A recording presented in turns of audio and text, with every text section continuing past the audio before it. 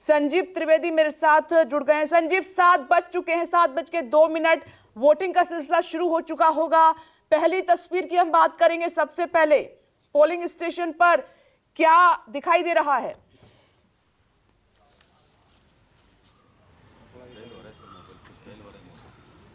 विपनेश, देखिए, मैं मैसूर में हूँ इस वक्त और ओल्ड मैसूर रीजन कहा यही जा रहा है कि इस बार सबसे ज़्यादा क्रूशियल है जहाँ तक सवाल है नतीजों का। ओल्ड मैसूर रीजन और ये पुराना इलाका कहा जाता है कि जेडीएस के बहुल वाला इलाका है। जेडीएस यहाँ सबसे मजबूत होती है और जो 6 इलाके हैं पूरे कर्नाटक में, जहाँ तक सवाल इलेक्टोरल डिवीज़न का है, उसको चुनावी तौर पर अगर बात हैं तो सबसे ज़्यादा निगाहें ओल्ड मैसूर रीजन पर रहती हैं। और मैं इस वक्त मैसूर के चामराजनगर पर हूँ। सुबह के 7 बजे हैं और जाहिर है कि अभी इस वक्त आपको हम नज़ारा अगर दिखा सकते हैं तो केवल उस मतदान केंद्र का दिखा सकते हैं जहाँ हम इस वक्त खड़े हैं। देखिए, ये विद्याधका लॉ कॉलेज है और यहाँ पर अभी आपको जो लोग दिखाई पड़ रहे हैं ये सब के सब वो लोग हैं जो कि मतदान अधिकारी हैं और सिक्योरिटी वाले लोग हैं।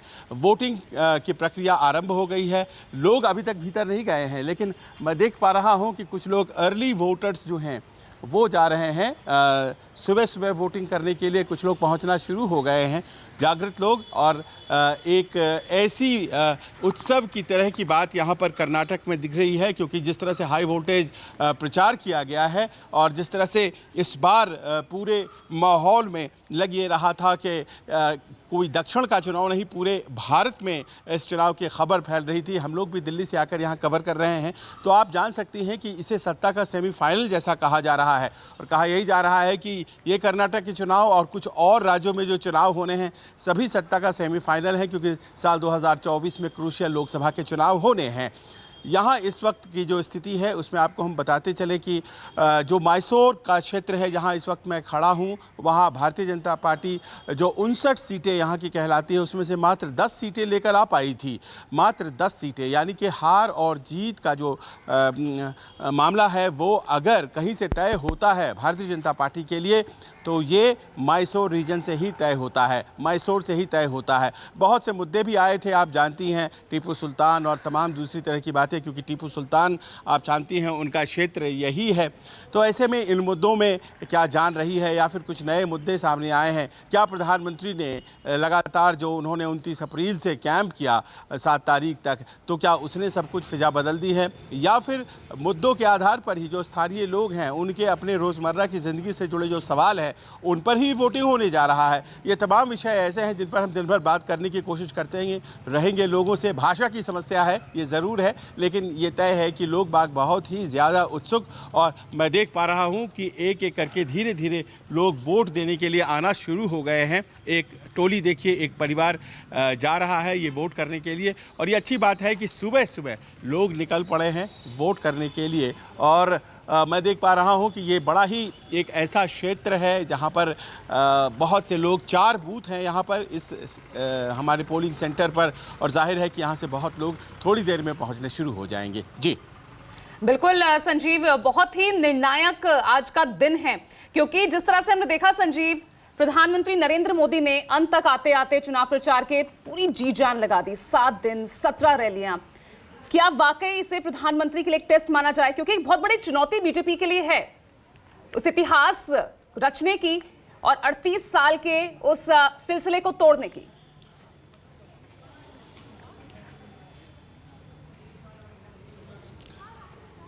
देखिए, अभी तक ये कहा जाता है कि 1990 से लागू है कि किसी भी दल ने दूसरी दफ़ा सरकार लगातार नहीं बनाई है, यानी कि 5 साल के बाद यहाँ की जनता सरकार अपनी बदल देती है।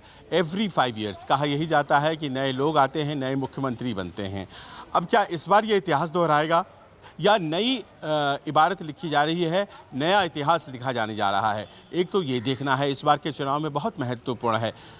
दूसरी बात यहाँ पर यह है कि अभी तक ये 3 तरफा लड़ाई कहा जाता रहा है, क्योंकि यहाँ पर जहाँ मैं खड़ा हूँ इस क्षेत्र में जनता दल सेक्युलर जो पार्टी है देवेगौड़ा की वो बहुत मजबूत है, जेडीएस, और इसके अलावा कहा यही जाता है कि कांग्रेस एक ध्रुव और बीजेपी एक ध्रुव है। 3 ध्रुव होते हैं और इन 3 ध्रुवों में हमेशा ये देखा गया है कि किंग मेकर की भूमिका में जेडीएस रहता है। क्या वोटों का ध्रुवीकरण इस बार हो गया है कुछ ऐसा कि वो 3 ध्रुवीय ना हो करके कांग्रेस और बीजेपी की लड़ाई होगी? खासतौर पर जो 7 दिन यहाँ पर प्रधानमंत्री रहे और जिस तरह से उन्होंने कैंपेनिंग किया है, तो क्या उसका नुकसान जेडीएस को होगा, उसका नुकसान कांग्रेस को होगा, या फिर नुकसान बिल्कुल नहीं होगा किसी को?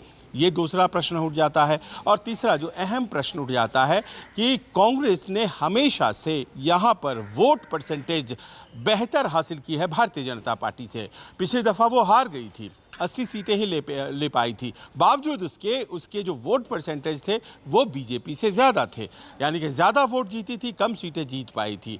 यानी कि कांग्रेस की अपनी एक स्थिति बहुत मजबूत यहाँ पर है और उसकी सबसे बड़ी ये वजह बताई जाती है कि जितने भी राज्यों में कांग्रेस मजबूत स्थिति में है वहाँ में सबसे मजबूत कर्नाटक कहलाती है, क्योंकि यहाँ पर उसके पास मजबूत स्थानीय नेता हैं।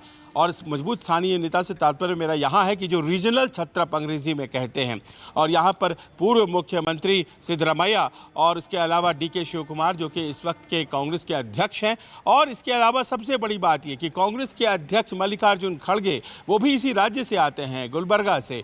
तो ये तमाम ऐसी हस्तियाँ हैं जिनकी वजह से यहाँ की लड़ाई बहुत ताकतवर है। अच्छा, दूसरी तरफ अगर आप भारतीय जनता पार्टी की तरफ जाएँ तो उनके लिए सबसे बड़े नेता जो हैं वो येदियुरप्पा है, और येदियुरप्पा इस बार थोड़े बैकफुट पर थे, वो उस तरह से सक्रिय नहीं थे, कहा यही जा रहा है, और कमान प्रधानमंत्री मोदी ने संभाली, यानी कि स्थानीय चेहरा कांग्रेस के पास है और प्रधानमंत्री का चेहरा इस बार भारतीय जनता पार्टी की तरफ से है। तो ये तीसरा पॉइंट है जिस पर भारतीय जनता पार्टी और कांग्रेस के बीच लोगों को चयन करना है। ठीक है संजीव, आप हमारे साथ बने रहें।